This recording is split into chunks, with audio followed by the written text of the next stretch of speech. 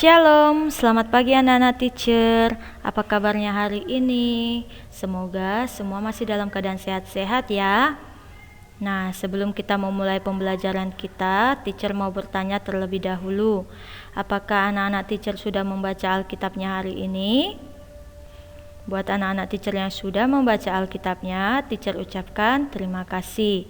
Dan untuk anak-anak teacher semua, jangan pernah patah semangat ya nak ya, meskipun sampai saat ini kita masih belajar online.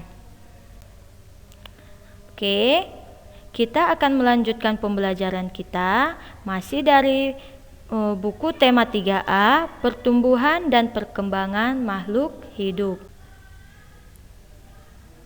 Subtema 3, Pertumbuhan Hewan. Pembelajaran 2. Anak-anak teacher dapat membuka bukunya dari halaman 72 sampai 74. Pada pembelajaran sebelumnya, kita sudah belajar tentang bagaimana perkembangbiakan pada ayam. Di situ sudah dijelaskan bahwa ayam, bebek berkembang biak dengan cara bertelur. Kali ini kita akan belajar tentang perkembangbiakan hewan dengan cara melahirkan. Perhatikan gambar perkembangbiakan pada kelinci tersebut. Nah, di sini teacher meminta anak-anak teacher untuk memperhatikan gambar perkembangbiakan kelinci. Nah, di sini kita melihat bahwa kelinci itu berkembang biak dengan cara melahirkan. Apakah anak-anak teacher tahu apa istilah untuk hewan yang melahirkan? Nah, teacher akan jelaskan ya nak ya. Perkembangbiakan pada kelinci. Yang pertama, kelinci berkembang biak dengan cara melahirkan atau vivipar. Jadi kelinci ini melahirkan anak atau kita sebutlah dia dengan hewan vivipar. Jadi hewan yang melahirkan anak itu disebut dengan hewan vivipar. Yang kedua, anak kelinci bertubuh kecil dan berambut halus. Nah, ketika anak kelinci baru dilahirkan, dia memiliki tubuh yang kecil dan rambut yang menyelimuti tubuhnya masih halus dan tidak terlalu banyak. Yang ketiga, tubuh kelinci tidak berubah bentuk, tetapi ukuran tubuhnya bertambah. Artinya di sini, ketika kelinci bertumbuh dan juga berkembang, tidak ada perubahan tubuh yang signifikan atau yang berbeda jauh. Tapi yang berubah itu hanya ukuran tubuhnya dan juga berat dari tubuh si kelincinya. Kalau bentuknya masih tetap sama ya nak ya. Dan yang terakhir, rambut yang menutupi tubuhnya semakin lebat dan gerakannya semakin lincah. Artinya, semakin kelinci tumbuh dewasa atau tumbuh besar, maka rambut yang menutupi tubuhnya semakin lebat dan gerakan si kelinci pun akan semakin lincah.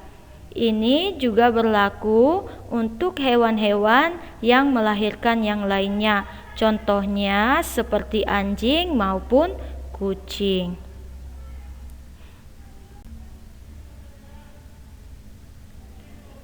Nina dan Deli sama-sama mempunyai hewan peliharaan.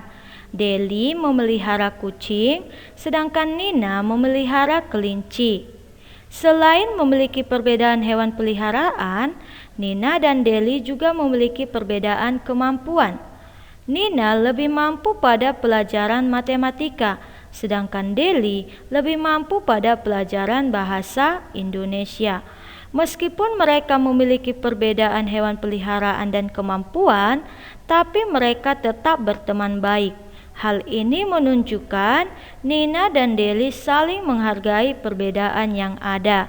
Nah, kalau anak-anak teacher masih mengingat pembelajaran kita sebelumnya, bahwa saling menghargai itu sangat perlu di dalam kehidupan kita.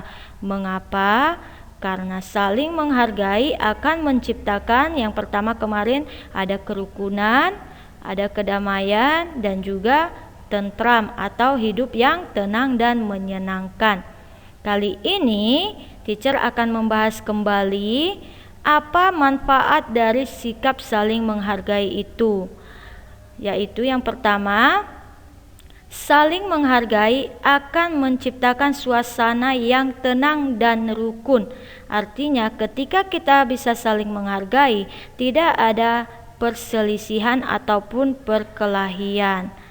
Yang kedua, hidup damai. Nah, ini hampir sama dengan hidup tenang atau membawa ketenangan dan hidup rukun ya nak ya. Yang ketiga, terbentuknya rasa saling memiliki satu sama lain atau toleransi. Artinya di sini ketika kita bisa saling menghargai, kita akan merasakan bahwa kita membutuhkan orang lain. Misalkan seperti Nina dan Deli. Ketika si Deli tidak mampu atau kurang mengerti pelajaran matematika, dia dapat bertanya kepada Nina. Begitu juga sebaliknya. Nah, inilah yang disebut dengan rasa saling memiliki satu sama lain. Dan yang terakhir, menjadi pribadi yang berkarakter positif.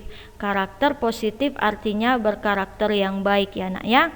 Jadi harapan teacher, anak-anak teacher dapat saling menghargai dimanapun anak-anak teacher berada, baik di lingkungan keluarga maupun lingkungan masyarakat. Supaya apa? Supaya keempat suasana ini dapat tercipta. Hari ini kelas Nina pelajaran PJOK. Kali ini mereka akan mempraktekkan gerakan berlari dan melompat atau meloncat melewati rintangan. Nah, pada pembelajaran kita di subtema 2, teacher sudah menjelaskan bahwa melompat dan meloncat itu berbeda. Melompat itu adalah gerakan yang bertumpu pada satu kaki. Sedangkan meloncat, gerakan yang bertumpu pada kedua kaki. Nah, hari ini kelas Nina melakukan kombinasi gerakan berlari dan meloncat atau gerakan berlari dan melompati rintangan. Di sini teacher sudah memberikan contoh gerakan melompat melewati rintangan dan contoh gerakan meloncat sambil melewati rintangan. Rintangan di sini seperti halangan ya nak ya. Untuk membuat rintangannya kita dapat menggunakan kardus bekas maupun ban bekas. Oke. Nah, sekarang apa manfaat dari berlari dan melompat? Anak-anak teacher ada yang tahu tidak? Oke, teacher akan jelaskan. Manfaat dari gerakan berlari dan melompat atau meloncat adalah yang pertama, meningkatkan setiap sel dalam tubuh. Yang kedua, membantu tulang menjadi lebih kuat. Dan yang ketiga, meningkatkan fungsi pencernaan dan kesehatan usus. Jadi artinya berlari dan melompat itu atau berlari dan meloncat itu sangat penting bagi kesehatan tubuh kita. Jadi anak-anak teacher bisa melakukannya ini di rumah, nggak perlu harus di sekolah, di rumah juga bisa. Kalau ada kardus bekas, coba dipraktekkan di depan rumahnya ya nak ya. Oke anak teacher, sekian penjelasan teacher untuk pembelajaran 2 hari ini. Teacher harap anak-anak teacher dapat mengerti dan memahaminya. Dan untuk tugasnya hari ini, teacher meminta anak teacher untuk mencatat materi yang ada pada video ya nak ya. Hanya mencatat materi yang ada pada video yang teacher sudah berikan. Oke, bisa ya anak-anak teacher. Dan jangan lupa untuk mengirimkan tugas-tugasnya kepada teacher. Oke, sekian penjelasan dari teacher. Terima kasih buat anak-anak teacher yang sudah menonton videonya sampai selesai. Tuhan Yesus memberkati.